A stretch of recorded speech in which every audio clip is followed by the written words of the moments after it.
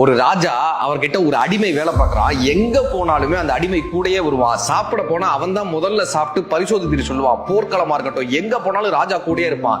ஒரு நாள் ராஜா அவன்கிட்ட கேட்டார், உனக்கு எதுவும் ஆசை இருக்காப்பான்னு. இப்ப இந்த அடிமை சொன்னா, நான் ஒரு நாள் ராஜாவாக இருக்கணும், உங்களுடைய சிம்மாசனத்துல அமரணும்னு. இந்த ராஜா எதுவுமே யோசிக்காம ஒரு நாள் அவனை அரசனாக மாற்றினாரு. இப்ப இந்த அடிமை என்ன தெரியுமா பண்ணா, காவலாளிகளை அழைத்து இந்த ராஜாவை கைது செய்யுங்க, சிறையில் அடைங்க, பாதாள சிறையில் அடைங்கன்னு உத்தரவிட்டு அன்றைய நாள் முடியும் போது அந்த ராஜாவிற்கு மரண தண்டனை வழங்கி நிரந்தர ராஜாவானான்னு ஒரு ஜென் கதை இருக்கும். இது என்னப்பா கதைனா, பல மனிதர்களினுடைய வாழ்க்கை இதுதான் நடந்து கொண்டிருக்கிறது.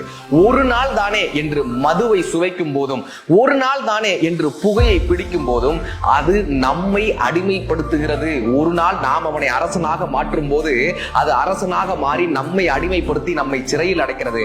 அது மட்டுமல்லாமல் ஒரு நாள் அது நமக்கு மரண தண்டனையை வழங்குகிறது. உடம்பால் அழிவர், உயிரால் அழிவர், திடம்பட மெய்ஞானம் சேரவும் மாட்டார், உயிரை வளர்க்கும் உபாயம் அறிந்தே உடம்பை வளர்த்தேனே உயிரை வளர்த்தேனே என்று சொல்கிறார் திருமூலர்.